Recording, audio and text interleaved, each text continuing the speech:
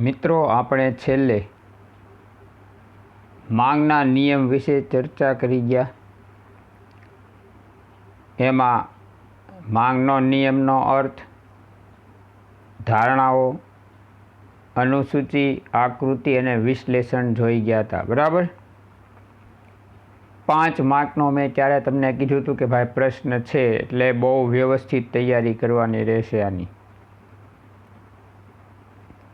તો અહીંયા પહેલી આપણને આપી છે માંગના નિયમની વ્યાખ્યા.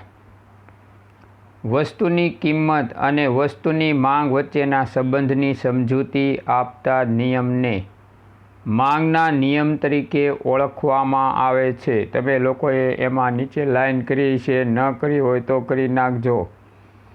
બરાબર. માંગના નિયમની વ્યાખ્યા. હવે માંગનો નિયમ પ્રોફેસર આલ્ફ્રેડ માર્શલે રજૂ કર્યો છે, એ પણ આપણે જોયો. તો એણે પહેલી જ બાબત સ્પષ્ટ કરી, અન્ય પરિબળો યથાવત રહે. તો ત્યારે મેં સમજાવ્યું હતું અન્ય પરિબળોમાં એટલે કે માંગને અસર કરતા પરિબળો. બરાબર. એમાં કિંમત સિવાયના પરિબળોને સ્થિર ધારવાના છે. તો અહીંયા એણે આપી છે વ્યાખ્યા. જો અન્ય પરિબળો યથાવત રહે તો વસ્તુની કિંમત ઘટતા વસ્તુની માંગનું વિસ્તરણ. કિંમત ઘટી, ગ્રાહકની ખરીદ શક્તિ વધી એટલે માંગ વધશે, એટલે માંગનું વિસ્તરણ થશે. જ્યારે વસ્તુની કિંમત વધતા માંગનું સંકોચન. સંકોચન એટલે ઘટાડો. બરાબર. કિંમત વધી એટલે આપણી ખરીદ શક્તિ ઘટી. ખરીદ શક્તિ ઘટી એટલે આપણે પહેલાં એટલા રૂપિયામાં લઈ શકતા હતા એની કરતાં હવે ઓછું ખરીદી શકશું. 100 રૂપિયે કિલો ઘી હતું ચોખ્ખું, ત્યારે માણસો 100 રૂપિયે કિલો ઘી લઈ શકતા. અત્યારે 500 રૂપિયા થઈ ગયું કિલો ઘી. તો હવે માણસોની ખરીદ શક્તિ ઘણી ઘટી ગઈ, કારણ કે કિંમત ઘણી વધી ગઈ. બરાબર. તો હવે એની માંગમાં ઘટાડો આવી શકે. તો આ રીતે આપણે કહી શકાય કે ખરીદ શક્તિ ઘટે એટલે માંગનું સંકોચન. માંગનું સંકોચન એટલે ઘટાડો અને વિસ્તરણ એટલે વધારો. તો આમ બીજો ટૂંકો પ્રશ્ન, વસ્તુની કિંમત અને માંગ વચ્ચે કેવો સંબંધ? તો કે વ્યસ્ત સંબંધ જોવા મળે છે. બરાબર. તો એના નિયમની વ્યાખ્યા. પછી ધારણાઓ. આપણે અસર કરતા પરિબળો જોઈ ગયા આગળ. તો એની અંદર કિંમત અને કિંમત સિવાયના પરિબળો આપ્યા હતા. તો એની અંદર આપણે કિંમત ધ્યાનમાં નથી લેવાની. આમાં કિંમત સિવાયના પરિબળો સ્થિર ધારવાના છે. બરાબર. તો એ ધ્યાન રાખો. પહેલું, ગ્રાહકોની અભિરુચિ અને પસંદગી સ્થિર રહે, એમ આપણે જોયું હતું. એટલે આપણી પસંદગીમાં કે આપણી કોઈ ટેવ કે વલણમાં ફેરફાર થવો જોવે નહીં, નહીંતર માંગનો નિયમ ખોટો થાય. ગ્રાહકોની આવક સ્થિર રહે. આવકમાં ફેરફાર થાય તો માંગમાં ફેરફાર થશે, કારણ કે આવક વધે તો માંગ વધારશે, આવક ઘટશે તો માંગ ઘટાડશે. બરાબર. અવેજી અને પૂરક વસ્તુઓની કિંમત સ્થિર રહે. મોબાઈલ અને સિમ કાર્ડ, બેટરી અને પાવર. બરાબર. તો આ બધા અવેજી વસ્તુ અને પૂરક વસ્તુઓમાં આવશે. તો એની કિંમત પણ સ્થિર ધારવામાં આવશે. ભવિષ્યની કિંમતો અંગે પૂર્વાનુમાન કરવામાં આવતા નથી, એટલે કે એમની વચ્ચે કોઈ ધારણાઓ થતી નથી કે ભવિષ્યમાં આ વસ્તુઓની કિંમત વધશે, ભવિષ્યમાં આ વસ્તુની કિંમત ઘટશે. તો એવી કોઈ ધારણાઓ આમાં દર્શાવવામાં આવશે નહીં. બરાબર. અને વસ્તીનું પ્રમાણ સ્થિર રહે. વસ્તીમાં વધારો ઘટાડો માંગમાં ઘટાડો વધારો લાવશે. વસ્તી વધે, જરૂરિયાત વધે, માંગ વધે. વસ્તી ઘટે, જરૂરિયાત ઘટે, માંગ ઘટે. બરાબર. એટલે એ ધ્યાન રાખવાનું કે વસ્તીને પણ સ્થિર ધારવી પડશે. હવે અનુસૂચિ. તો એની વ્યાખ્યા આપી છે. જો આપણે એની પછી તરત અનુસૂચિ લખવી પડશે કોષ્ટકવાળી. તો કોઈ એક ગ્રાહક કોઈ એક ચોક્કસ સમયે જુદી જુદી કિંમતના કેટલા એકમો ખરીદવાની તૈયારી દર્શાવે તેને આપણે શું કહેશું? માંગની અનુસૂચિ કહેવામાં આવે છે. એ દર્શાવતી યાદી છે કે ભાઈ આ માસની અંદર ગ્રાહક સિંગ તેલનો કેટલો વપરાશ કરશે. કિંમત ફેરફાર પામતી જાય તો ગ્રાહકો એનો કેટલો વપરાશ કરશે અને માંગ ઉપર એની કેવી અસર થશે કિંમત ફરશે તો એ દર્શાવતી યાદીને આપણે માંગની અનુસૂચિ કહેશું. તો અહીંયા આપણને આપ્યું છે માંગની અનુસૂચિ, દૂધને એની કિંમત, બરાબર, અને દૂધની માંગ, બરાબર. તો પહેલામાં કોષ્ટકમાં દૂધની કિંમત રૂપિયામાં, બીજામાં દૂધની માંગ લીટરમાં. દૂધની કિંમત છે એ વધારાથી ઘટાડા તરફ લેવાની છે જો, અને માંગ છે એ ઘટાડાથી વધારા તરફ લેવાની, એટલે વિરુદ્ધમાં લેવાની છે, કારણ કે વ્યસ્ત સંબંધ છે.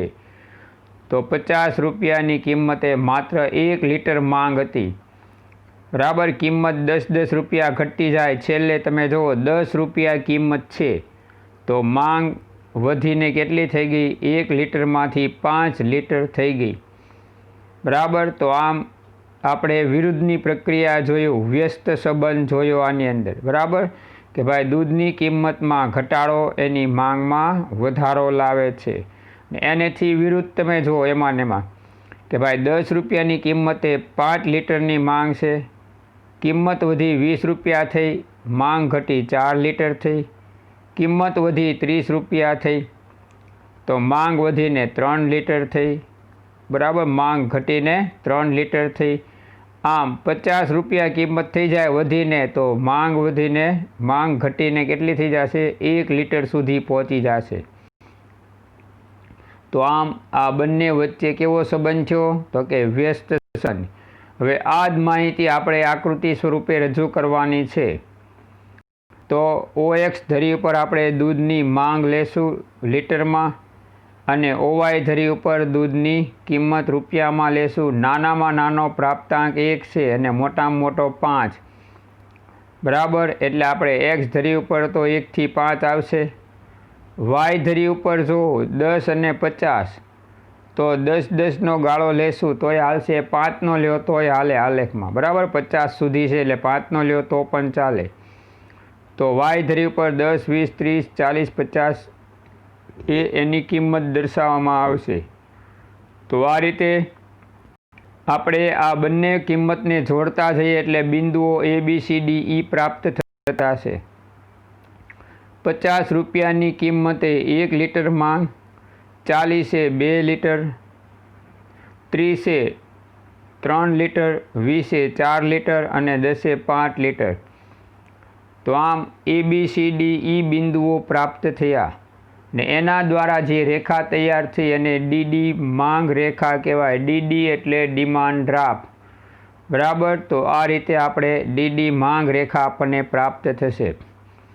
હવે કઈ બાજુથી કઈ તરફ જાય છે એની માટે જોઈ લો કે ભાઈ DD માંગ રેખા શૂન્ય, ઉદ્ગમ બિંદુ શૂન્ય છે, બરાબર, ત્યાંથી શરૂ થાય છે અને X તરફ જાય છે જો.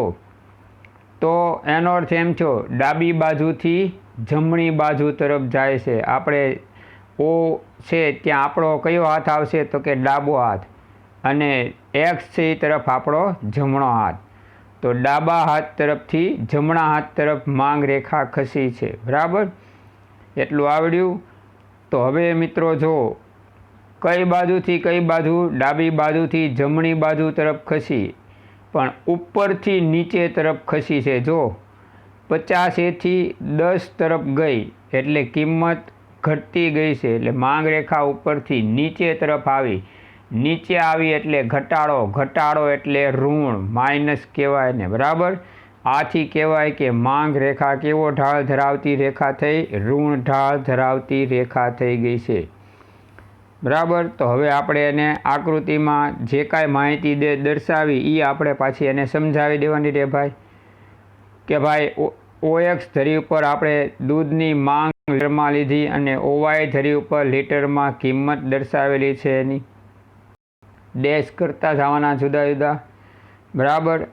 અનુસૂચિ મુજબ આપણે આકૃતિ દોરીએ તો ABCDE બિંદુઓ પ્રાપ્ત થયા છે. આ બીજો ડેશ, બરાબર. બધા બિંદુઓ એ જુદી જુદી કિંમતે માંગ સાથે જોડાય છે અને એના દ્વારા જે રેખા પ્રાપ્ત થાય એને DD માંગ રેખા કહેવામાં આવશે, બરાબર. તો તો આ રીતે આપણને ડીડી માંગ રેખા પ્રાપ્ત થાય છે। આકૃતિમાં એ બિંદુએ કેટલી તો કે 50 રૂપિયાની કિંમત છે, તો માંગ કેટલી 1 લીટર છે દૂધની, બરાબર। બી બિંદુએ 40 રૂપિયા કિંમત 2 લીટર દૂધની માંગ। તો આ રીતે કિંમત ઘટતી જાય છે અને દૂધની માંગ વધતી જાય છે। ઈ બિંદુ દર્શાવે છે કે અહીંયા દૂધની કિંમત ઘટીને 10 રૂપિયા થઈ અને દૂધની માંગ વધીને 5 રૂપિયા 5 લીટર થઈ ગઈ, બરાબર। તો આ કઈ બાબત દર્શાવી કે વસ્તુની કિંમત જેમ જેમ ઘટી એમ દૂધની માંગ વધતી ગઈ। તો આ રીતે માંગ રેખા ડીડી ડાબી બાજુથી જમણી બાજુ ઉપરથી નીચે તરફ ગતિ કરે એટલે કે માંગ રેખા ઋણ ઢાળ દર્શાવે છે, બરાબર। તો આ થયો આપણો માંગનો નિયમ 5 માર્કનો છે મિત્રો, યાદ રાખવાનું। આટલું ક્રમશઃ લખવું પડશે આપણે, તો આપણને રોકડિયા માર્ક મળે। આમાંય કેટલા પ્રશ્નો છે આપણે જોઈ ગયા કે માંગના નિયમનો અર્થ, પછી માંગના નિયમની વ્યાખ્યા, એની ધારણા, કિંમત અને માંગ વચ્ચે કેવો સંબંધ છે, બરાબર। પછી માંગની અનુસૂચિ એટલે શું, માંગ રેખા કેવો ઢાળ ધરાવે છે, પછી માંગ રેખા સાથી ઋણ ઢાળ ધરાવે છે। તો એ તે દિવસે સમજાવ્યું હતું કે ભાઈ માંગ રેખા ડાબી બાજુ જમણી બાજુ ડાબી બાજુ ઉપરથી જમણી બાજુ નીચે તરફ ખસે છે, એટલે કે કિંમત ઘટતી જાય છે એમ માંગ વધતી જાય છે। આથી કિંમત અને માંગ વચ્ચે વ્યસ્ત સંબંધ દર્શાવે છે। આથી માંગ રેખાનો ઢાળ કેવો છે તો કે ઋણ ઢાળ ધરાવે છે, બરાબર। તો આમ આપણે એ ટૂંકા પ્રશ્નો છે, આ બધું ધ્યાન રાખવાનું। હવે અહીંયા આપણને કીધું છે કે ભાઈ કિંમત અને માંગ વચ્ચે વ્યસ્ત સંબંધ છે એમ આપણે સાથી કહી શકાય। તો આ બે ટૂંક નોંધ આવશે, આવક અસર અને અવેજી અસર, આ ધ્યાન રાખવાનું। તો આ બંને ટૂંક નોંધ ઉપર ધ્યાન રાખવું પડશે, 2-3 માર્કમાં પૂછી શકે છે, બરાબર। તો પહેલું આવક અસર। હવે ગ્રાહકની નાણાકીય આવક સ્થિર રહે અને જો વસ્તુની કિંમતમાં ઘટાડો થાય તો ગ્રાહકની ખરીદ શક્તિ વધવા પામે છે, જેથી ગ્રાહકની વાસ્તવિક આવક વધે છે। એને આપણે કેવી કહેશું, આવક અસર। જો આની નીચે ટીક કરજો। ગ્રાહકની નાણાકીય આવક સ્થિર રહે અને વસ્તુની કિંમતમાં ઘટાડો થાય તો ગ્રાહકની ખરીદ શક્તિમાં વધારો થાય, જેથી ગ્રાહકની વાસ્તવિક આવક વધે, એને આવક અસર કહેવામાં આવે છે। હવે અહીંયા આપણે જોઈએ કે ભાઈ આપણે દરેક 5 કિલો ચોખાની જરૂરિયાત હોય, 5 કિલો ચોખા, 1 કિલો ચોખાનો ભાવ 50 રૂપિયા ગણો તો 250 રૂપિયા થાય, બરાબર। હવે પરિસ્થિતિ એવી થઈ કે ચોખાની કિંમત 50 રૂપિયા એટલે 25 રૂપિયા થઈ ગઈ, 1 કિલોના 50ની બદલે 25 થઈ ગઈ। તો હવે આપણે જે પહેલાં 250 રૂપિયા ખર્ચતા હતા ચોખા પાછળ આપણા મહિનાના, એની બદલે હવે કેટલા થઈ ગયા, અડધી કિંમત થઈ ગઈ, 125 રૂપિયામાં 5 કિલો ચોખા આવશે।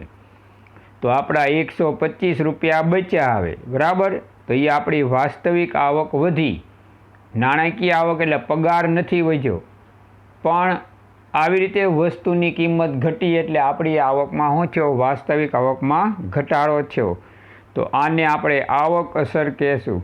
હવે પરિસ્થિતિ એવી છે કે આપણે ઈચ્છીએ તો 5 કિલોની બદલે હવે એટલી જ કિંમતમાં એટલે 250 રૂપિયામાં જે પહેલાં 5 કિલો ચોખા ખરીદતા હતા એ હવે કેટલા ખરીદી શકશું તો કે 10 કિલો, બરાબર। કારણ કે કિંમત અડધી થઈ ગઈ છે એટલે આપણે આપણી ખરીદ શક્તિ વધી એટલે આપણે વધુ ચોખા ખરીદી શકશું, બરાબર। તો આ રીતે આને આપણે કેવી અસર કીધી તો કે આવક અસર। આપણી નાણાકીય આવક એટલે આપણો વેતન કે પગાર સ્થિર છે, એમાં કોઈ વધારો ઘટાડો થયો નથી, પણ વસ્તુની કિંમત વધી તો આપણી ખરીદ શક્તિ ઘટશે, નાણાં વાસ્તવિક આવકમાં પણ હવે શું આવશે, ઘટાડો। અને આપણી નાણાકીય આવક સ્થિર છે, વસ્તુની કિંમત ઘટી તો આપણે જેટલામાં ખરીદતા હતા એની કરતાં ઓછી કિંમતમાં ખરીદી શકશું, અને ઓછી કિંમતમાં ખરીદી શકીએ એટલે આપણી વાસ્તવિક આવકમાં હવે વધારો. મેં હમણાં ઉદાહરણ આપ્યું, 250 રૂપિયાના 5 કિલો ચોખાની બદલે કિંમત ઘટીને 50ની બદલે 25 રૂપિયા કિલો થઈ જાય તો હવે આપણે 125 રૂપિયાનો ફાયદો 5 કિલોએ, બરાબર. તો હવે આપણે જે પહેલાં 5 કિલો ચોખા ખરીદતા હતા એની બદલે 250 રૂપિયામાં તે એટલા જ રૂપિયામાં આપણે 10 કિલો ચોખા ખરીદી શકશું, બરાબર. તો આપણી વાસ્તવિક આવક કેટલી વધી? 125 રૂપિયા. આવક એટલે વેતનમાં કોઈ વધારો નથી થયો, નાણાકીય આવક નથી વધી, પણ આપણે જે વસ્તુ ખરીદતા હતા એમાં આપણે બચત થઈ કિંમત ઘટવાથી, બરાબર. 125 રૂપિયા બચ્યા એ આપણી વાસ્તવિક આવકનો વધારો દર્શાવે. તો આને આપણે આવક અસર તરીકે ઓળખશું, બરાબર. તો આ રીતે આને આવક અસર કહેશું. માત્ર સાવ હલકા પ્રકારની વસ્તુની બાબતમાં આવક અસર નકારાત્મક હોય છે, જેમ કે હલકું અનાજ જેની કિંમત ઘટે છતાં માંગમાં ઘટાડો થાય છે, વધારો થતો નથી. હવે ઘણીવાર એકદમ ખરાબ અનાજ હોય, ખરાબ વસ્તુઓ હોય, એ આપણને ઓછી કિંમતે આપે તો આપણે એને લેવા તૈયાર થતા નથી. તો એની માંગ વધવાની બદલે શું થાય? ઘટતી જાય, કારણ કે લોકોને એમાં રસ હોતો નથી. તો આ રીતે આવી વસ્તુઓની માંગમાં આવક અસર કોઈ પ્રકારનો પ્રભાવ દર્શાવતી નથી, બરાબર. તો એટલા માટે આપણે એને કેવી અસર કીધી? તો કે આવક અસર. આપણને આમાં એ લોકોએ દૂધનું ઉદાહરણ આપ્યું છે કે દૂધની ખરીદી માટે ₹50 ખર્ચવા ગ્રાહક તૈયાર છે. દૂધની કિંમત પ્રતિ લીટર ₹50 હોય તો ગ્રાહક માત્ર 1 લીટર દૂધ ખરીદી શકે છે. પરંતુ જો દૂધની પ્રતિ લીટર કિંમત ઘટીને ₹10 થાય તો હવે ₹50 વડે તે 5 લીટર દૂધ ખરીદી શકશે. એટલે કે પહેલાં કરતાં વધુ દૂધ ખરીદી શકશે, બરાબર, એટલા જ રૂપિયામાં. તો આમ એની ખરીદ શક્તિમાં શું આવ્યો? વધારો. વાસ્તવિક આવક વધી એટલે, બરાબર. તો આને આવક અસર તરીકે ઓળખવામાં આવે છે. આ કારણથી વસ્તુની કિંમત અને માંગ વચ્ચે કેવો સંબંધ થયો? વ્યસ્ત સંબંધ થયો. બીજી આવશે અવેજી અસર. હવે અવેજી અસર એટલે કોઈ એક મૂળ વસ્તુની કિંમતમાં ઘટાડો થાય છે ત્યારે તેની એક સમાન એવી અવેજી વસ્તુની સરખામણીમાં આ વસ્તુ સસ્તી બને છે. તેથી ગ્રાહક અવેજી વસ્તુઓની માંગ ઘટાડીને મૂળ વસ્તુની માંગ તરફ વળે છે. તેને અવેજી અસર કહેવામાં આવશે. હવે જે લોકો ચાની કિંમત વધતી જાય, મૂળ ચા જ પીતા હોય પણ એની કિંમત વધતી જાય તો એ કોફી તરફ વળ્યા હોય, બરાબર. કે ભાઈ ચાની કિંમત તો બહુ વધી ગઈ, 200 રૂપિયા કિલો થઈ ગયા, એની કરતાં કોફી લઈ લઈએ, સસ્તી પડશે આપણને, 150 રૂપિયામાં, 125 રૂપિયામાં કિલો મળશે. હવે પરિસ્થિતિ એવી થાય કે ચાની કિંમત ઘટીને 200 રૂપિયાની બદલે 150 રૂપિયા થઈ ગઈ, કોફીની કિંમત 150ની 150 જ છે. તો જેને ચાની ટેવ છે એ બધા ચા પીવા માંડશે, કોફી હવે પીશે નહીં, કારણ કે ચાની કિંમતમાં શું આવ્યો? ઘટાડો, બરાબર. એટલે મૂળ વસ્તુની કિંમત ઘટી એટલે અવેજી વસ્તુ કઈ હતી? કોફી. તો એની સરખામણીમાં આવે ચા એટલી જ કિંમતમાં થઈ અથવા એની કરતાં સસ્તી બને તો લોકો હવે અવેજી વસ્તુ વાપરવાનો મૂકી અને કઈ વસ્તુ વાપરશે? તો કે મૂળ વસ્તુ ચાને ઉપયોગમાં લેશે. તો આને અવેજી અસર કહેવામાં આવશે, બરાબર. અહીંયા આપણને આપ્યું છે જો સાદી પેન્ટ અને જીન્સ પેન્ટ, આ બંને પેન્ટની અવેજીની વસ્તુઓ, આ બે એકબીજાની અવેજીની વસ્તુઓ છે, બરાબર. હવે જો સાદા પેન્ટની કિંમત ઘટે ત્યારે અવેજીની પેન્ટ જીન્સ એની કિંમત સ્થિર રહે તોય ગ્રાહકને સાદા પેન્ટની કિંમત છે તો હવે એ લોકો શું કરશે? સાદું પેન્ટ સસ્તું થયું એટલે હવે એ પેન્ટ વધારે માંગ કરશે ગ્રાહકો, બરાબર. જીન્સ પેન્ટની માંગમાં શું કરશે? ઘટાડો, કારણ કે જીન્સ પેન્ટની કિંમત વધેલી છે પણ સાદા પેન્ટની કિંમત એની કરતાં ઓછી થઈ ગઈ. માનો કે સાદી પેન્ટ 300 રૂપિયામાં તૈયાર મળતી હોય અને જીન્સ પેન્ટ 500માં તૈયાર મળતી હોય, તો હવે પરિસ્થિતિ એવી થાય કે ગ્રાહકો જીન્સ પેન્ટની બદલે સાદી પેન્ટ ખરીદે, કારણ કે 100 રૂપિયા નાખે એટલે 2 પેન્ટ આવે, 600માં 2 સાદી પેન્ટ આવે, ઓલી 500માં એક જીન્સ પેન્ટ આવે. બરાબર? તો આમ ગ્રાહકો એ વિચારે છે કે ભાઈ સાદી પેન્ટની કિંમત 400 450 હતી, એની બદલે અત્યારે હવે કેટલી થઈ ગઈ? 300 રૂપિયા થઈ ગઈ અને જીન્સની કિંમત તો 500 જ છે. તો ગ્રાહકો 300 રૂપિયાની સાદી પેન્ટ થાય તો એ પેન્ટ ખરીદશે, કારણ કે 200 રૂપિયાની બચત છે ને એમાં જો 100 રૂપિયા નાખે તો સાદી 2 પેન્ટ આવી જાય 300ની. બરાબર? તો આમ અવેજીની વસ્તુઓ એની કરતાં મૂળ વસ્તુની કિંમત સસ્તી થાય તો ગ્રાહકો એ તરફ વળશે. બરાબર? અહીંયા જીન્સ પેન્ટ તરફથી હવે ગ્રાહકો સાદી પેન્ટ તરફ વળશે, તો એને અવેજી અસર કહેવામાં આવી. તો આ બંને ટૂંક નોંધ યાદ રાખવાની છે મિત્રો. બરાબર? આવક અસર અને અવેજી અસર.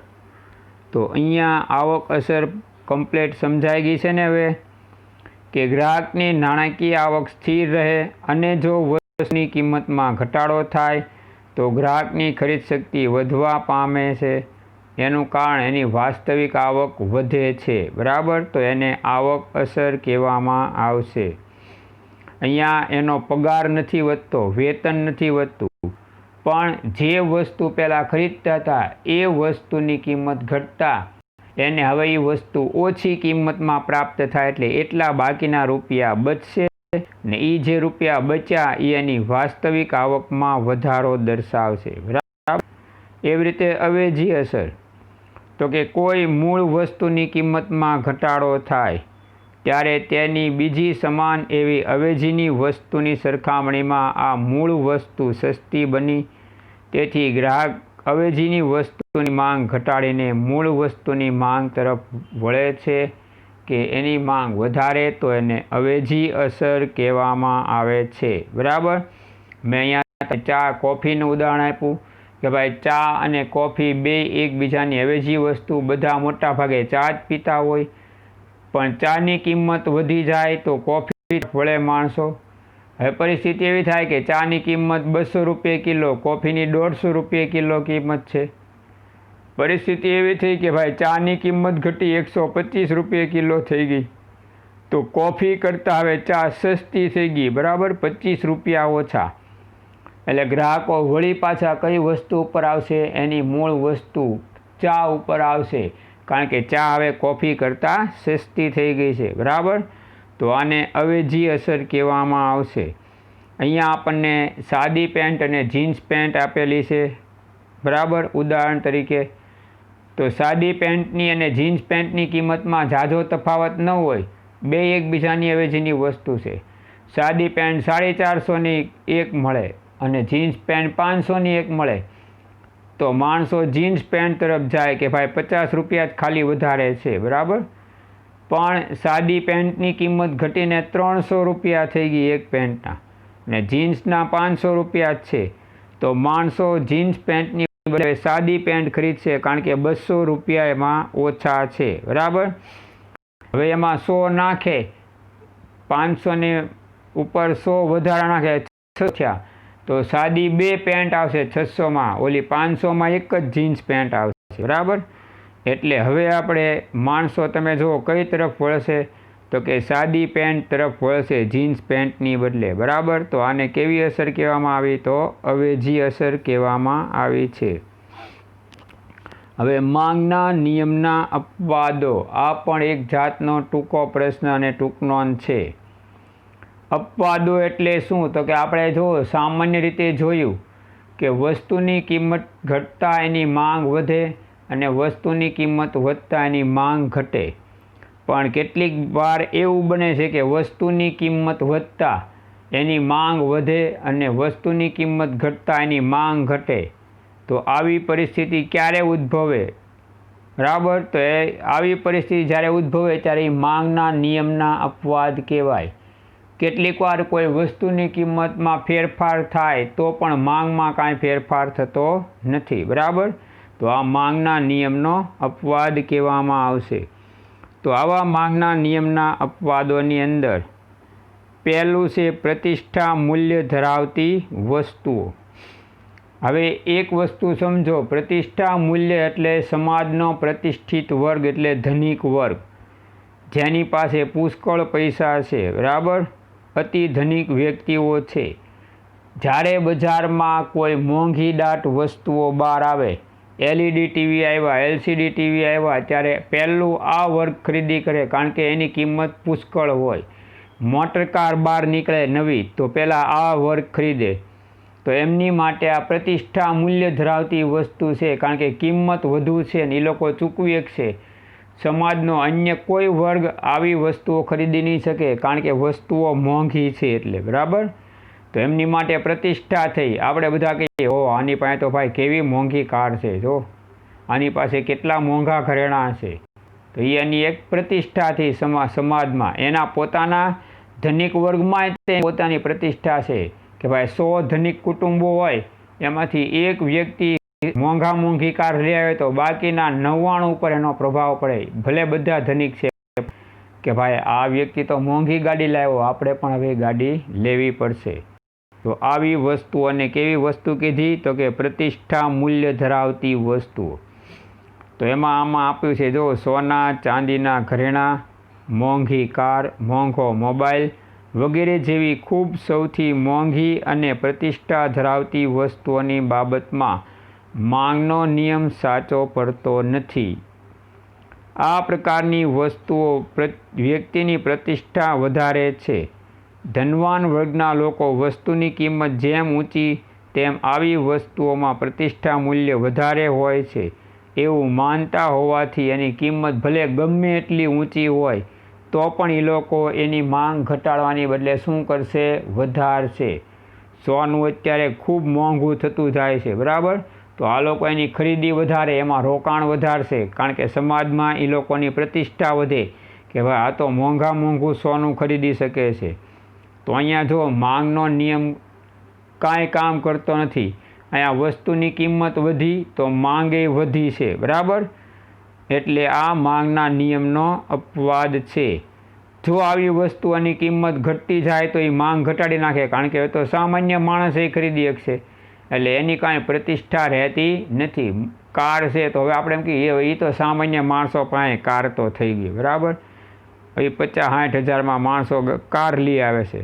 તો હવે કાર એ કોઈ એવી પ્રતિષ્ઠા મૂલ્યવાળી વસ્તુ નથી. પણ હા, મોંઘી કાર છે, 35 લાખ 40 લાખ ઉપરની ગાડીઓ લાવતા હોય તો એ એક પ્રતિષ્ઠા મૂલ્યવાળી વસ્તુ થઈ ગઈ, કારણ કે સમાજની ભાગ્યે જ કોઈક એવી વ્યક્તિ પાસે આવી મોંઘી કાર છે, બરાબર. પછી એટલી જ મોંઘી બાઇક, 1 લાખ 1.5 લાખની બાઇક, 2 લાખની બાઇક, તો એ આવા પ્રતિષ્ઠા મૂલ્ય ધરાવતી વસ્તુ છે. એની કિંમત જેમ વધુ, આવી ધનિક વર્ગની વ્યક્તિઓ એ વસ્તુઓ ખરીદવા વધુ પ્રેરાય, કારણ કે સમાજમાં માત્ર અમુક વ્યક્તિ પાસે જ એ હશે, બરાબર. તો એને કારણે એની પ્રતિષ્ઠા, સામાજિક પ્રતિષ્ઠા વધશે. બધા જોવા આવે, ઓહો ભાઈ આની પાસે તો કેવી મોંઘી કાર, આની પાસે કેવી મોંઘી બાઇક, આની પાસે કેવા મોંઘા ઘરેણાં, બરાબર. એટલે સમાજમાં એની પ્રતિષ્ઠા એનેથી વધે છે. તો એટલે એની પ્રતિષ્ઠા મૂલ્યવાળી વસ્તુ કીધી. અને આવી વસ્તુઓની કિંમત વધે તો એ લોકો એની માંગ વધારે છે, ઘટાડતા નથી, બરાબર. એટલે અહીંયા માંગનો નિયમ આ વસ્તુની બાબતમાં સાચો પડતો નથી, બરાબર. એટલે આપણે આવી વસ્તુઓને માંગના નિયમની સાથે સરખાવી શકીએ નહીં. તો આને પ્રતિષ્ઠા મૂલ્યવાળી વસ્તુઓ કહેવામાં આવે છે. ત્યાર પછી બીજું, અત્યંત સસ્તી વસ્તુઓ. તો કે મીઠું, દિવાસળી, ટાચણી, સમાચાર પત્ર, આ બધી સસ્તી વસ્તુઓ છે, બરાબર. એની કિંમતમાં વધારો થાય કે ઘટાડો થાય આપણને કાંઈ ઝાઝો ફેર પડે નહીં, બરાબર. તો એ બધી બાબતોને ધ્યાનમાં રાખવાની. સોયની કિંમત વધે, બટનની કિંમત વધે, મીઠાની કિંમત વધે, દિવાસળીની કિંમત વધે, આપણને કોઈ ઝાઝો એમાં ફેર પડતો નથી, બરાબર. એટલે આ વસ્તુઓ પણ માંગના નિયમમાં આવતી નથી, બરાબર. સારું, તો અત્યારે આટલી બાબત યાદ રાખવાની. આવક અસર, અવેજી અસર, પછી આવા અપવાદમાં પ્રતિષ્ઠા ધરાવતી વસ્તુ અને અત્યંત સસ્તી વસ્તુ, આટલું તૈયાર કરજો. પછીના પીરિયડમાં પાછા મળશું.